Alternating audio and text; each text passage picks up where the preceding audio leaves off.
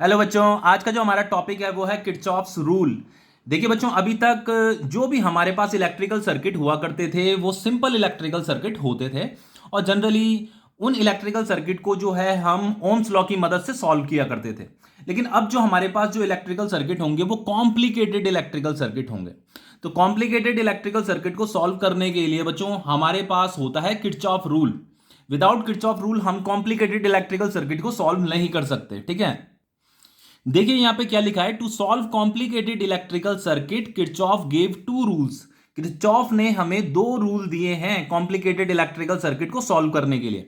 एक है आपका किरचॉफ फर्स्ट रूल और एक दूसरा है आपका किरचॉफ सेकंड रूल। तो ये जो किरचॉफ फर्स्ट रूल होता है इसे करंट रूल भी बोला जाता है, क्योंकि ये जो फर्स्ट रूल है बच्चों ये करंट के लिए डिफाइंड है। ठीक है, ये करंट के लिए डिफाइंड है। देन बच्चों इसे जंक्शन रूल भी बोला जाता है। अब जंक्शन का मतलब क्या होता है अभी थोड़ी देर के बाद आपको समझ में आ जाएगा। अब है आपका देन है आपका Kirchhoff second rule. Kirchhoff second rule को वोल्टेज रूल भी बोला जाता है, क्योंकि आपका जो किरचॉफ सेकंड रूल है वो वोल्टेज के लिए डिफाइंड है। और इसे बच्चों आपका लूप रूल भी बोला जाता है, क्योंकि बच्चों किरचॉफ सेकंड रूल अप्लाई करने के लिए हमें जो है क्लोज लूप कंसीडर करना पड़ता है, एक लूप कंसीडर करना पड़ता है। ठीक है, वो लूप आपका क्लॉकवाइज भी हो सकता है, वो लूप आपका एंटी क्लॉकवाइज भी हो सकता है। ठीक है, तो उस लूप को हमें एक डायरेक्शन प्रोवाइड करनी होती है अपने अकॉर्डिंग। अब देखिए बच्चों, हमारा किरचॉफ फर्स्ट रूल क्या है। किरचॉफ फर्स्ट रूल को केसीएल भी बोला जाता है, किरचॉफ करंट लॉ। इसे किरचॉफ करंट लॉ भी बोला जाता है। देखो, according to conservation of charge, ये जो आपका किरचॉफ फर्स्ट रूल है ये कंजर्वेशन ऑफ चार्ज पे बेस्ड है। कंजर्वेशन ऑफ चार्ज का मतलब ये होता है कि किसी भी कंडक्टर से जितना करंट एंटर कर रहा है, उस कंडक्टर किसी भी कंडक्टर में जितना करंट एंटर कर रहा है उतना ही करंट उससे बाहर भी निकलेगा। ये आप ऐसे भी कह सकते हो कि जितना उसमें चार्ज एंटर कर रहा है उतना ही चार्ज उससे बाहर भी निकलेगा। ये क्या होता है आपका कंजर्वेशन ऑफ चार्ज। कंजर्वेशन का मतलब होता है charge neither created nor destroyed. ठीक है, अब देखो यहां पे क्या कह रहा है, at any junction the sum of the current entering the junction is equal to the sum of current leaving the junction. सबसे पहली बात, जंक्शन क्या होता है। देखो बच्चों, यहाँ पे आपके यहाँ पे ये पांच वायर आपको दिखाई दे रहे हैं, एक दो तीन चार पांच, इन्हें कंडक्टर भी बोला जाता है, वायर को कंडक्टर भी बोला जाता है। तो ये जो वायर जहां पे मीट कर रहा है ना, वायर यहां पे मीट कर रहा है, तो जहां पे ये मीट कर रहा है इसी को जंक्शन बोला जाता है। ये पॉइंट क्या आपका जंक्शन है, समझ में आ रहा है। तो देखो यहां पे क्या लिखा है, at any junction the sum of current entering the junction is equal to the sum of current leaving the junction। वो ये कह रहा है कि इस जंक्शन में जितना करंट एंटर कर रहा है ना उतना ही करंट जो है इस जंक्शन से लीव भी कर रहा है।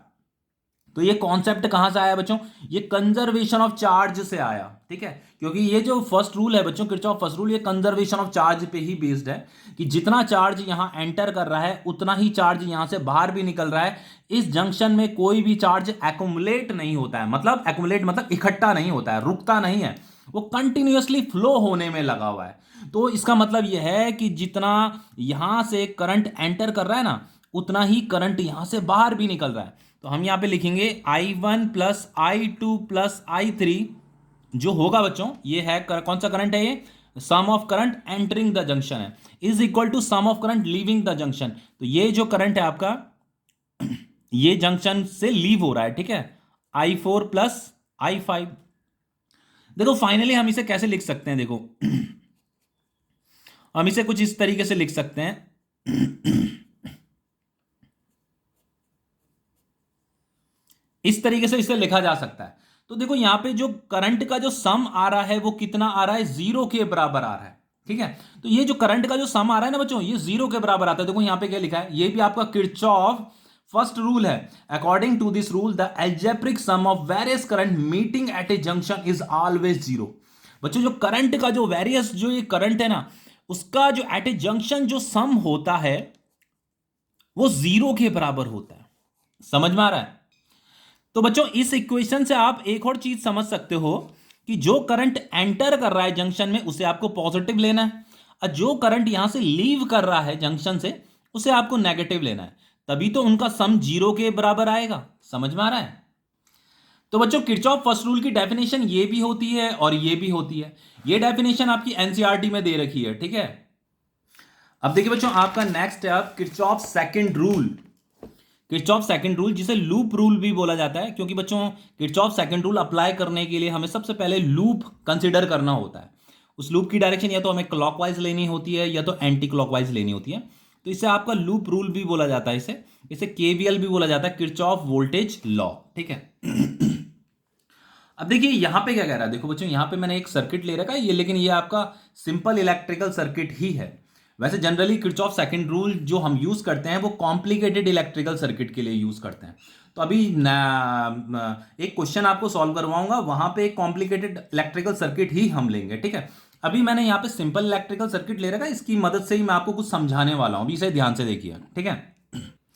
देखिए डेफिनेशन क्या कह रही है बच्चों, the algebraic some of change in potential around any closed loop involving resistor and cell in the loop is zero। वो ये कह रहा है कि किसी भी क्लोज लूप में, जैसे ये आपका क्लोज लूप है, ठीक है, ये आपका क्लोज लूप है, तो उस क्लोज लूप में जैसे आपका ये रजिस्टर भी इन्वॉल्व है, ये आपका बैटरी भी इन्वॉल्व है, या सेल भी आप इसे बोल सकते हो, तो इनका जो पोटेंशियल डिफरेंस का जो सम होगा ना वो जीरो के बराबर होगा।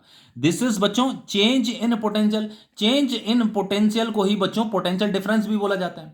तो लिखा ना the algebraic sum of change in potential. Change in potential मतलब potential difference around any close loop involving resistor and cell. तो उस क्लोज लूप में बच्चों जो रजिस्टर है, जो बैटरी है, उन सब का जो पोटेंशियल डिफरेंस होगा, इसका पोटेंशियल डिफरेंस प्लस इसका पोटेंशियल डिफरेंस प्लस इसका पोटेंशियल डिफरेंस प्लस इसका पोटेंशियल डिफरेंस, वो किसके बराबर आएगा, जीरो के बराबर आएगा।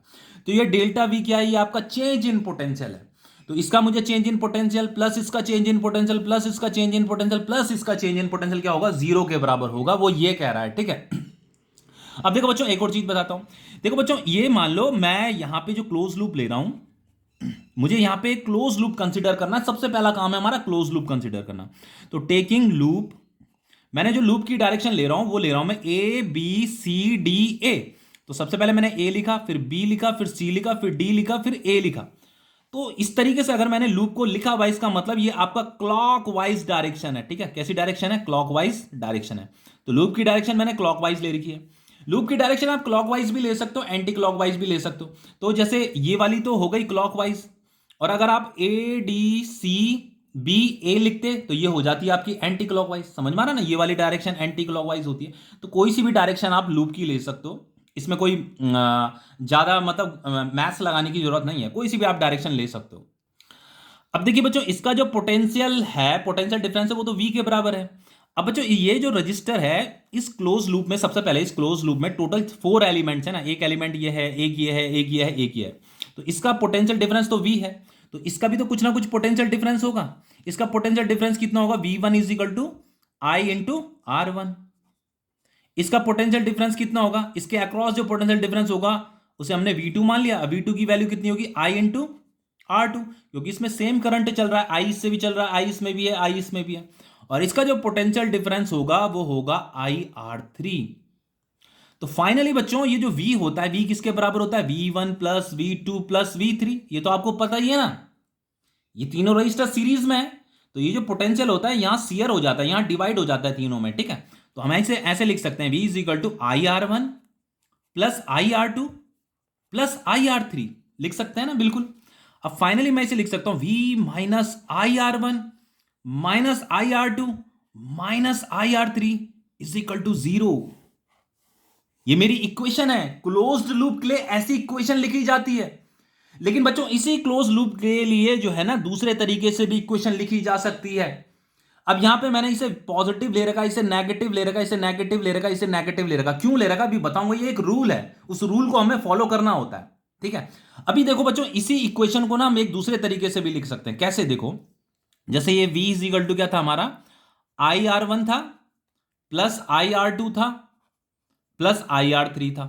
इसी क्लोज लूप के लिए लिख रहा हूं मैं, एक दूसरे तरीके से भी इक्वेशन लिखी जा सकती है, वो मैं बता रहा हूं आपको। ठीक है, तो फाइनली हम इसे लिख सकते हैं IR1 plus IR2 plus IR3, ये IR3 है। ठीक है, IR3 is equal to V, ऐसे लिखा जा सकता है ना इसे। तो ये हो जाएगा आपका minus V plus IR1 plus, sorry ये मैं सही है प्लस सही है, plus IR2 plus IR3 is equal to हो जाएगा आपका 0। अब देखिए बच्चों इसका सम कितना आ रहा है, इसका सम 0 आ रहा है, इसका सम भी क्या आ रहा है, 0 आ रहा है। देखो यहां पे क्या लिखा है, the algebraic sum of change in potential. Change in potential मतलब potential difference around any loop involving resistor and cell. तो ये जो रजिस्टर और ये जो सेल है ना, इनका जो पोटेंशियल डिफरेंस है उसका जो सम आना चाहिए वो 0 के बराबर आना चाहिए, वो ये कह रहा है। तो देखो यहां पे देखो जीरो आ रखा है ना, देखो ये आई आर वन क्या है बच्चों, आई आर वन इसका पोटेंशियल डिफरेंस है, आई आर टू इसका पोटेंशियल डिफरेंस है, आई आर थ्री इसका पोटेंशियल डिफरेंस है, वी इसका पोटेंशियल डिफरेंस है। लेकिन बच्चों इसका सम क्या है, जीरो के बराबर है। यहां पे आई आर, यहां पे भी इक्वेशन चाहे आप ऐसी लिखो चाहे ऐसी लिखो, सम जीरो ही आएगा। लेकिन बच्चों यहां पे देखो ना, यहां पे वी मैंने पॉजिटिव ले रखा है, यहां पे मैंने वी नेगेटिव ले रखा है, यहां पे मैंने आई आर वन नेगेटिव ले रखा है, यहां पे आई आर वन पॉजिटिव है, यहां पे देखो ये नेगेटिव है, यहां पे ये पॉजिटिव है, यहां पे ये नेगेटिव है, यहां पे ये पॉजिटिव है। ठीक है, ये आई आर थ्री है, मैं पता नहीं क्यों मिस्टेक कर देता हूं। अब देखिए बच्चों, इस क्लोज्ड लूप के लिए हो सकता है आपके स्कूल के टीचर ये वाली इक्वेशन लिखा रहे हों, और हो सकता है आपके ट्यूशन के टीचर ये वाली इक्वेशन लिखा रहे हों।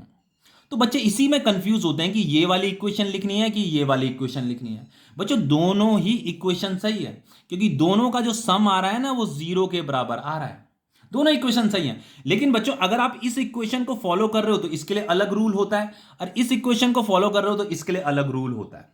तो आपको ये दो दो रूल याद करने की जरूरत नहीं है, कोई एक रूल याद कीजिए, बस बस एक ही रूल याद कीजिए। 10 प्रकार के रूल याद करने की जरूरत नहीं है। तो मैं एक ही रूल आपको बताऊंगा जो आपके, जिसकी मदद से आप सारे क्वेश्चन कर पाओगे, इजीली क्वेश्चन कर पाओगे।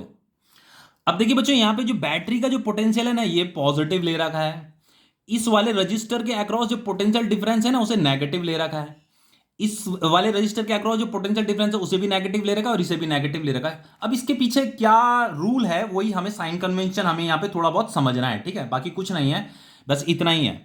अब देखो साइन कन्वेंशन क्या है। देखो बच्चों यहां पे जो मैंने लूप ले रखा है, जो लूप मैंने कंसीडर कर रखा है वो क्लॉकवाइज ले रखा है, ए बी सी डी ए। तो लूप की डायरेक्शन क्या है, ए टू बी है, बी टू सी है, सी टू डी है, डी टू है, ये है लूप की direction, A B B C C D D A. तो सबसे पहले बच्चों ये जो बैटरी है ना, ये बैटरी इस वाली ब्रांच में है ना, इस वाली ब्रांच में। तो देखो इस ब्रांच में देखो हमारी जो लूप की डायरेक्शन है वो ए टू बी है, लूप की डायरेक्शन ऐसे है ए टू बी, ये है लूप की डायरेक्शन ए टू बी। देखो यहाँ ए पहले लिखा है बी बाद में लिखा है ना, तो इसका मतलब लूप की डायरेक्शन ए टू बी है।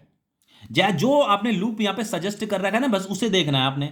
आपने ये देखना ए पहले लिखा हुआ है बी बाद में लिखा हुआ है, तो लूप की डायरेक्शन ए टू बी है, क्योंकि बैटरी ए बी ब्रांच में ना, तो इसलिए ए टू बी लूप की डायरेक्शन है। ठीक है, अब देखो बच्चों ये आपका होता है नेगेटिव टर्मिनल, ये होता है आपका पॉजिटिव टर्मिनल। या आप ऐसे भी कह सकते हो ये लोअर एंड होता है, लोअर पोटेंशियल एंड होता है, ये हायर पोटेंशियल एंड होता है।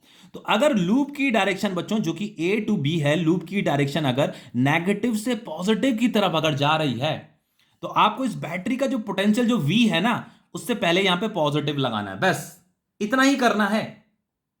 वहीं पे अगर बच्चों लूप की डायरेक्शन इस तरफ हो जाती, अब इस तरफ हो जाती, पॉजिटिव से नेगेटिव की तरफ हो जाती, तो देन माइनस लगाना पड़ता। देखो मैं बताता हूं क्या चीज है, देखो फिर से देखो। जैसे बच्चों यहां पे ये आपकी बैटरी है, ठीक है, ये नेगेटिव है पॉजिटिव, मान लो लूप की डायरेक्शन आपकी ऐसे है, ये है ना लूप की डायरेक्शन यहाँ पे ए टू बी है। तो लूप की डायरेक्शन अगर नेगेटिव से पॉजिटिव की तरफ जा रही है तो जो बैटरी का जो पोटेंशियल है ना उसे आपको पॉजिटिव लेना है। और अगर लूप की डायरेक्शन, जैसे ये नेगेटिव टर्मिनल है ये पॉजिटिव टर्मिनल, लूप की डायरेक्शन अगर इस तरफ होती, लूप की डायरेक्शन अगर पॉजिटिव से नेगेटिव की तरफ जा रही होती, तो बैटरी का जो पोटेंशियल आपको लेना था वो नेगेटिव लेना था। बस यही याद रखना है बस, कि अगर लूप की डायरेक्शन इधर जा रही नेगेटिव से पॉजिटिव तो पॉजिटिव लेना है, पॉजिटिव से नेगेटिव जा रही तो नेगेटिव लेना है। और जस्ट इसका अपोजिट रूल भी टीचर बताते हैं, जो टीचर इस वाले रूल को फॉलो कर रहा होगा ना वो इसका अपोजिट रूल बता रहा होगा। तो मैं इस वाले रूल को फॉलो ही नहीं करता, मैं इस प्रकार की इक्वेशन लिखना पसंद ही नहीं करता हूं, मैं इस प्रकार की इक्वेशन लिखना पसंद करता हूं। पर कुछ टीचर इस प्रकार की इक्वेशन लिखना पसंद नहीं करते, वो इस प्रकार की इक्वेशन लिखना पसंद करते हैं। आंसर दोनों ही मेथड से सही आता है बच्चों, ऐसे परेशान होने वाली बात नहीं है। ठीक है, अब देखो ये तो मैंने बता दिया आपको कि इसे कब पॉजिटिव लेना है कब नेगेटिव लेना है। अब इसकी बात करते हैं। तो देखो बच्चों यहां पे इसके अक्रॉस जो पोटेंशियल डिफरेंस था वो तो आई आर वन था, लेकिन यहां पे ये नेगेटिव आ रखा है। तो नेगेटिव इसलिए आ रखा है बच्चों क्योंकि ये जो रजिस्टर है ना आर वन, ये रजिस्टर इस वाली ब्रांच में, ये सी डी ब्रांच में, सी डी ब्रांच में ना, लेकिन यहां देखो सी डी ब्रांच में है यहां पे। और जो हमारी लूप की डायरेक्शन है वो सी पहले लिखा हुआ है डी बाद में लिखा हुआ है, तो लूप की डायरेक्शन सी टू डी है। तो लूप की डायरेक्शन हमारी बच्चों ये सी टू डी है, सी से डी की तरफ है। और करंट की डायरेक्शन भी सी से डी की तरफ है। तो लूप की डायरेक्शन भी सी टू डी, करंट की डायरेक्शन भी सी टू डी, दोनों की डायरेक्शन, लूप की और करंट की डायरेक्शन अगर सेम होती है तो ये जो रजिस्टर का जो पोटेंशियल डिफरेंस है बच्चों यहां पे माइनस लिया जाता है। फिर से बता देता हूं, लूप की डायरेक्शन और करंट की डायरेक्शन अगर सेम है तो उस रजिस्टर के अक्रॉस जो पोटेंशियल डिफरेंस होगा वो हमें माइनस लेना है। और अगर बच्चों पॉजिटिव कब लेंगे, पॉजिटिव तब लेंगे जब लूप की डायरेक्शन और करंट की डायरेक्शन अगर अपोजिट होगी। अगर लूप की डायरेक्शन करंट की डायरेक्शन अपोजिट होगी तो यहां पे प्लस आ जाएगा, लेकिन यहां पे माइनस इसलिए आ रखा है क्योंकि लूप की डायरेक्शन भी इधर है, करंट की डायरेक्शन भी इस तरफ है, इसलिए यहां पे माइनस आ रखा है। अब इसकी बात करें, अगर मैं R2 की बात करूं तो देखो ये जो R2 रजिस्टर है बच्चों ये CD ब्रांच में है, तो लूप की डायरेक्शन देखो C2D है, तो लूप की डायरेक्शन C2D है, करंट की डायरेक्शन भी C2D है, तो दोनों की डायरेक्शन सेम है ना, तो अगेन यहां पे क्या आएगा, माइनस आएगा। इस तरीके से इक्वेशन लिखी जाती है, दोनों की डायरेक्शन सेम है तो माइनस आएगा। और बच्चों यहां पे देखो, यहां पे भी लूप की डायरेक्शन ये जो है CD ब्रांच में ये वाला रजिस्टर, तो लूप की डायरेक्शन C2D है, C2D, और करंट की डायरेक्शन भी C2D है, तो दोनों की डायरेक्शन सेम है, तो अगेन यहां पे क्या आएगा, माइनस आएगा। लेकिन अगर बच्चों अपोजिट होती तो तब वो आता। देखो अब मैं दूसरा भी एक यहां पे एक फिगर बना देता हूं आपके लिए, जैसे मान लो ये है आपका, ठीक है,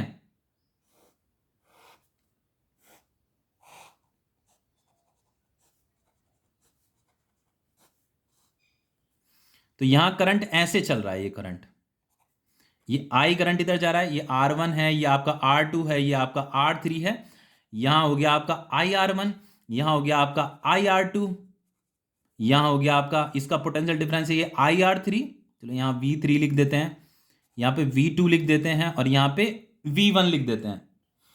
लूप है हमारा ABCD, ठीक है, हमने लूप ले रखा है, टेकिंग लूप ABCDA ले रखा है, ठीक है, क्लॉकवाइज ले रखा है, जैसे यहां पे भी ABCDA ले रखा था, लूप मैंने क्लॉकवाइज ही ले रखा है, बस यहां पे करंट की डायरेक्शन ऐसी है, करंट की डायरेक्शन ऐसी हो गई है, जैसे यहां पे तो क्या था, जो जैसा हमने लूप ले रखा था वैसी करंट की डायरेक्शन भी थी, लेकिन यहां पे करंट की डायरेक्शन उल्टी हो गई है, ठीक है, यहां करंट की डायरेक्शन इस तरफ है।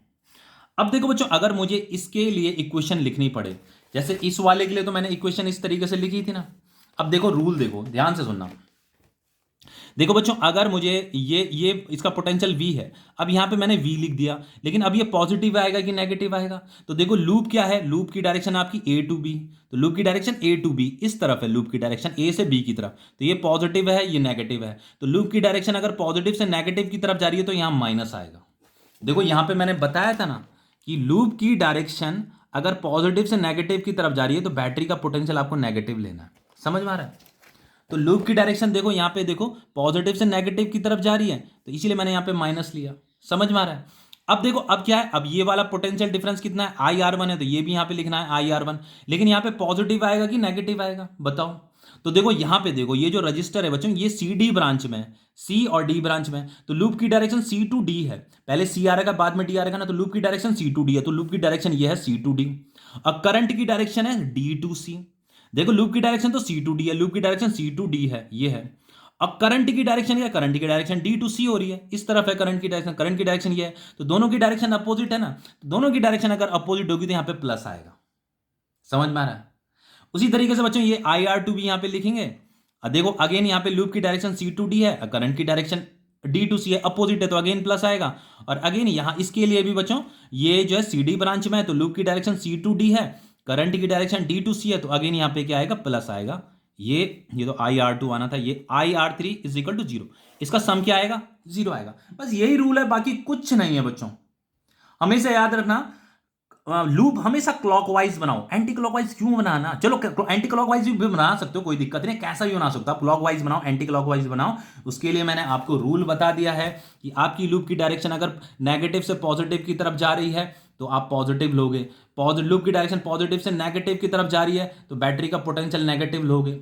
लूप की डायरेक्शन और करंट की डायरेक्शन अगर सेम है तो इस IR1 को नेगेटिव लिया जाएगा, और लूप की डायरेक्शन और करंट की डायरेक्शन अगर अपोजिट है तो इस IR1 को पॉजिटिव लिया जाएगा, मतलब इस रजिस्टर का जो पोटेंशियल डिफरेंस है उसे पॉजिटिव लिया जाएगा, ठीक है, समझ में आ गया। अब देखिए बच्चों कुछ क्वेश्चंस कर लेते हैं, ठीक है। देखो ये है आपका कॉम्प्लिकेटेड इलेक्ट्रिकल सर्किट, बोला था ना मैंने, जो किरचॉफ सेकंड रूल है वो कॉम्प्लिकेटेड इलेक्ट्रिकल सर्किट को सॉल्व करने में हेल्प करता है।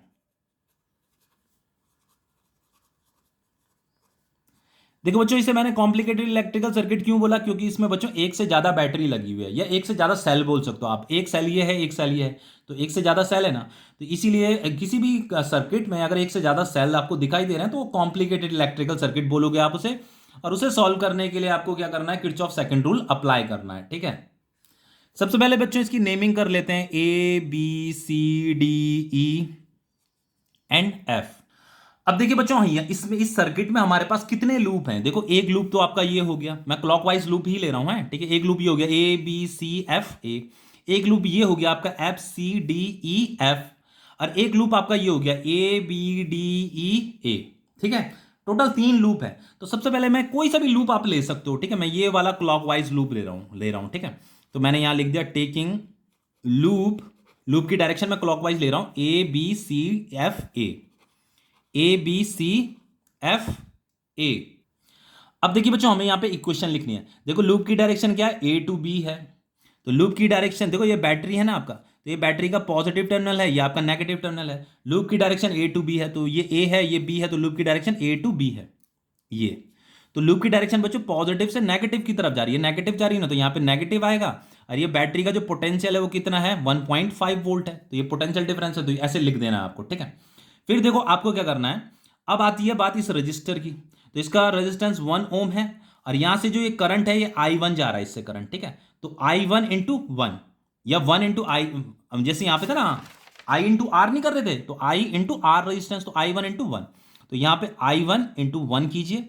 अब यहां पे प्लस आएगा कि माइनस आएगा, तो उसके लिए आपको क्या करना है, देखो लूप की डायरेक्शन तो ये है ए टू बी, लूप की डायरेक्शन ए टू बी है, करंट की डायरेक्शन बी टू ए है, तो दोनों की डायरेक्शन क्या है, अपोजिट है। तो अपोजिट होगा तो यहां पे क्या आएगा, प्लस आएगा। समझ में आ रहा है? अब देखो यहां से आगे बढ़ो आगे बढ़ो आगे बढ़ो, अब ये है आपका, ये है ना ए बी, बी के बाद बी सी, तो बी सी में तो कोई भी यहां पे कोई भी एलिमेंट नहीं है। फिर सी एफ, तो सी एफ में देखो एक एलिमेंट ये है, एक एलिमेंट ये है। तो देखो यहां पे जो लूप की डायरेक्शन है सी एफ है, लूप की डायरेक्शन क्या है, सी टू एफ है, तो लूप की डायरेक्शन ऐसे है, सी और एफ। और करंट की डायरेक्शन भी सी एफ है, दोनों की डायरेक्शन सेम है। तो दोनों की डायरेक्शन अगर सेम होगी तो बच्चों यहाँ पे माइनस आएगा, और इस 2 को मल्टीप्लाई कर देना है इस करंट के साथ। ये रेजिस्टेंस है, ये करंट है, तो 2 इंटू आई टू, या आई टू इंटू टू भी बोल सकते हो आप, ठीक है, आई टू इंटू टू। अब बात आती है इसकी बच्चों, हमारे लूप की डायरेक्शन सी से एफ है, ऐसे है लूप की डायरेक्शन, तो ये नेगेटिव है, ये पॉजिटिव है, तो लूप हमारा नेगेटिव से पॉजिटिव की तरफ जा रहा है, तो यहाँ पे पॉजिटिव आ जाएगा, और ये 2 वोल्ट भी आ जाएगा, इजिकल टू क्या आ जाएगा, 0 आ जाएगा, ठीक है। अब बस ये इक्वेशन बन तो गई, इसे सॉल्व कर लो। I1 इंटू 1 कितना होता है, I1 माइनस 2I2, ये 2 माइनस 1.5 कितना हो जाएगा, 0.5। इसे मैं इधर भेजूंगा तो ये नेगेटिव 0.5 हो जाएगा। तो ये हो गई हमारी इक्वेशन फर्स्ट। समझ में आ रहा? अब मैं ये वाला लूप ले रहा हूं, ये तो हमारी इक्वेशन फर्स्ट हो गया, मैं ये वाला लूप ले रहा हूं, ठीक है। Taking loop F C D E F, ठीक है। अब देखो मेरी लूप देखो मेरी लूप की डायरेक्शन क्या, एफ टू सी है, तो एफ से सी की तरफ है, लूप की डायरेक्शन इस बार ऐसी है, ऐसी है लूप की डायरेक्शन एफ टू सी। इस वाले में लूप की डायरेक्शन एफ टू सी है। अब ये पॉजिटिव है, ये नेगेटिव है, तो लूप की डायरेक्शन पॉजिटिव से नेगेटिव की तरफ जा रही है, तो यहां पे नेगेटिव आएगा। और ये कितने वोल्ट की बैटरी है, 2 वोल्ट की बैटरी है, तो ये 2 आ जाएगा, ठीक है।